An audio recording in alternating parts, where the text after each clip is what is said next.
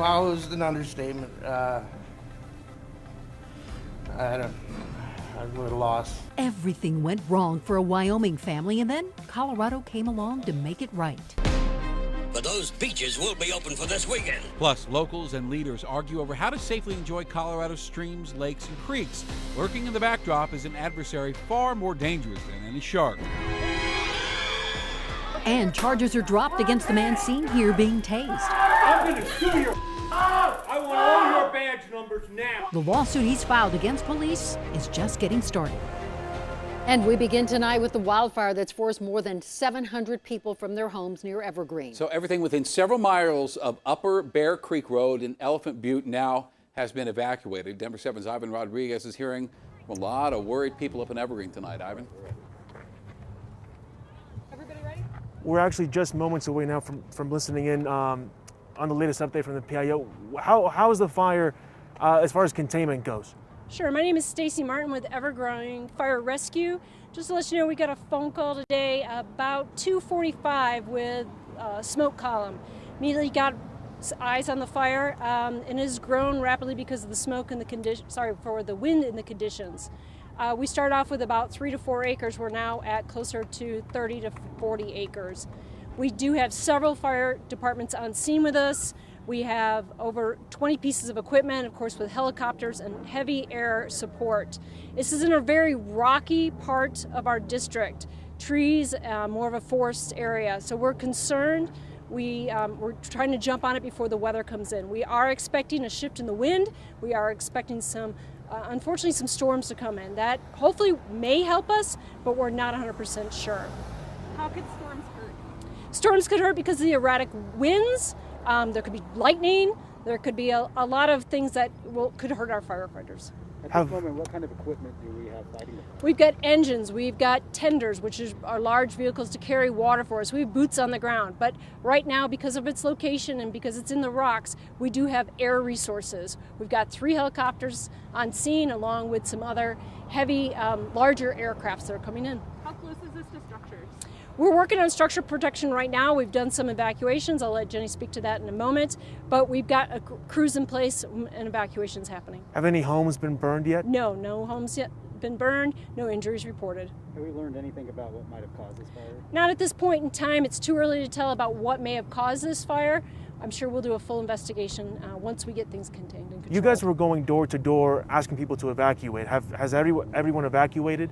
We're working on that. I'll let Jenny speak to that.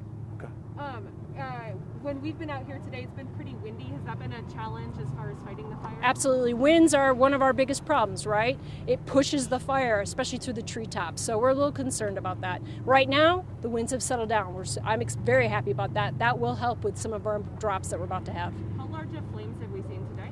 You know, they're in the treetops, so pretty high, right? And it's also on a steep slope, so it kind of looks worse than what it is, but it's still very bad, and we are very concerned. I know there are a lot of homeowners who have houses in the evacuation zone, and we'll talk a little bit about that in a second, but what would you say from a firefighting standpoint to people who are worried about their homes? Absolutely. If you're worried about your home, get ready to leave then, right?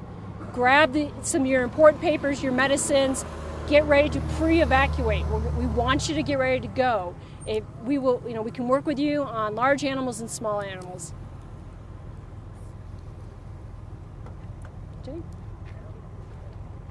Jenny Fulton with the Jefferson County Sheriff's Office. All right, getting an update on what's now being called the Elephant Butte Fire. This is burning near Evergreen, 30 to 40 acres right now. There are some 700 homes under evacuation. No homes have been burned right now. That's a good thing, but there is a storm coming in or some weather coming in that could make firefighting efforts a little bit erratic. I want to get to that now with Mike. Nasty band, it could potentially be a nasty band. Mike Nelson tracking it from his remote weather center. So what can you tell us about incoming, Mike? All right, thanks, Shannon. Let's take a look. First of all, view outside from City Park looking to the west. The clouds building a little bit in the distance. We don't have any severe weather warnings in the Denver area, but there is a severe thunderstorm watch in effect across the eastern quarter of the state, and that is until 11 o'clock tonight. Now, zooming in a little closer to Denver, just some scattered lighter thunderstorms developing, but there are a couple of cells moving along Interstate 70 heading toward the Evergreen area. They are building and they will produce gusty winds and lightning coming in about the next 30 minutes. So that's what they are referring to. Stronger storms on the eastern plains that are severe. Logan County, Washington County, Morgan County, over the Fort Morgan area, severe thunderstorm warnings. There's some 60-mile-per-hour wind gusts possible. Also in the Holyoke area and in Burlington. This is what it looks like right now as a big wall of water heads into Burlington, and also some very dark and ominous skies out on the northeast plains around Holyoke. We'll keep an eye on all of that and look for about a 10-degree cool down coming up in the next 24 hours and another chance of rain tomorrow. I'll have those details for you in just a few minutes. All right, we'll talk more in a bit. Thank you, Mike. A closed-door meeting just wrapping up tonight between the heads of JBS Meatpacking Plant and the Workers Union. And Contact 7 Chief Investigator Tony Kowaleski has exposed countless safety concerns within that facility. He joins us now from Greeley with more on this. Tony? Yeah, good evening, Ann. It's been going on all day, just wrapped up. We were told by the union president nothing was accomplished. We'll hear more from her shortly. Bottom line, the focus was on employee safety.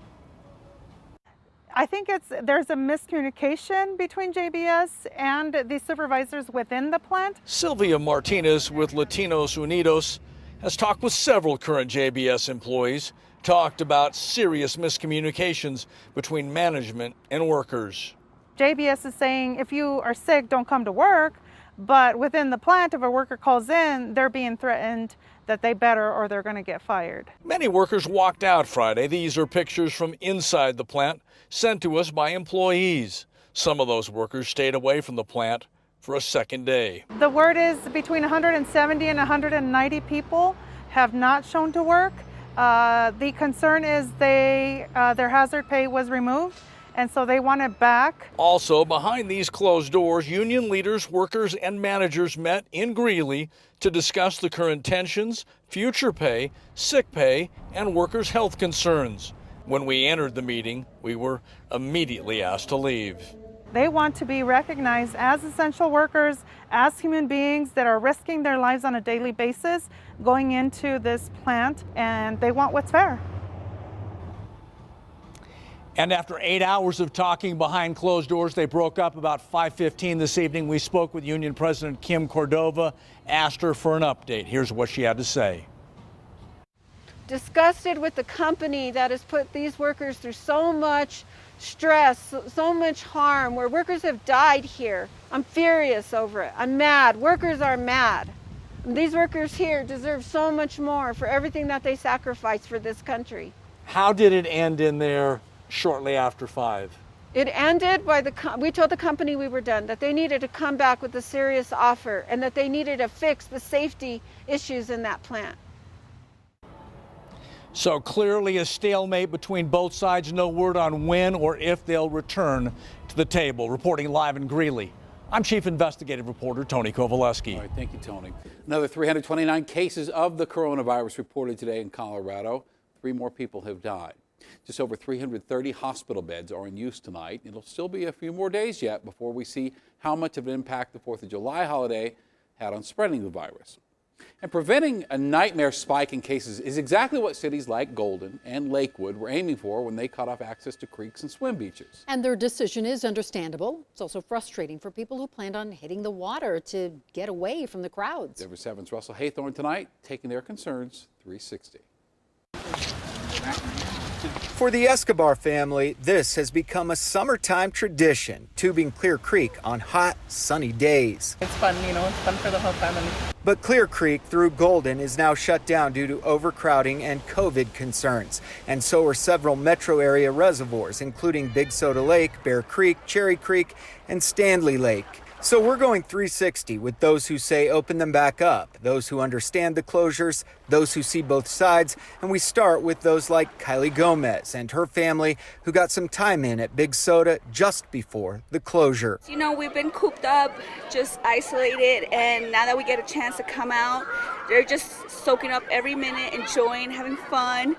And as long as we're just practicing social distancing from other people, here in our own little shelter away from everybody else, it feels safe. Shortly after that interview last week, the city of Lakewood shut it down. And likewise, the city of Westminster announced it would be delaying the opening of Stanley Lake as well, much to the disappointment of kayakers like Fran Gruchet. I've come here for years, actually, And it's quite nice because of the spectrum of use that's provided by this area. While Fran is disappointed, she says she understands why. Unknown aspects of the coronavirus, that it definitely is better to just keep things relatively closed and yet allow for walking and hiking, bike riding, and I saw a number of dog walkers. Well, I understand it's better to be safe than not. But if the closures continue, there could be an economic toll as well. It's interesting because I am both a person who lives in Golden and a business owner who needs to use the creek. Nick White says with a streak of 90-degree days, the crowds were getting absolutely crazy. It's kind of scary seeing the crowds that were here, especially before 4th of July. There were hundreds and hundreds of people along the river, walking on the trails, carrying tubes. Too many people, but White is also the owner of Whitewater Workshop, offering kayak and paddlecraft training. It's been tough, but I recognize it's kind of necessary, the current closures that they have. They could have issued permits along the river for commercial operators. Perhaps that's an option, but a bit overboard for Delia Escobar, who just likes to leisurely tube down Clear Creek with her kids. She says it's not right to keep families out. We've been stuck at home all this time and we have to get out somewhere, you know. Families are trying to come here. For now, these outlets remain closed, and reopening will greatly depend on decreasing cases of coronavirus. Russell Haythorne, Denver7. The Colorado Springs Police Department is being sued tonight over allegations officers tased a Marine Corps veteran without cause. C.J. Anderson was in the hospital seeing his 19-month-old daughter. She'd been hit by his fiance's car as she drove away. Well, Anderson's attorney says police asked to see his fiance's phone, and he said no, and then this happened. Get out of the room. Man, get out of the room. Are you serious? What? Get her down. What? Hey! Back up. Down. Back up. Right. You're gonna get tased. What you're doing is get on the right. ground. This is not right. Anderson was charged with resisting and obstruction, and those charges have since been dismissed. And we asked Colorado Springs Police if there was an internal affairs investigation into the incident, and we were told no, saying they never received a complaint, so they never opened one. And we'll be right back.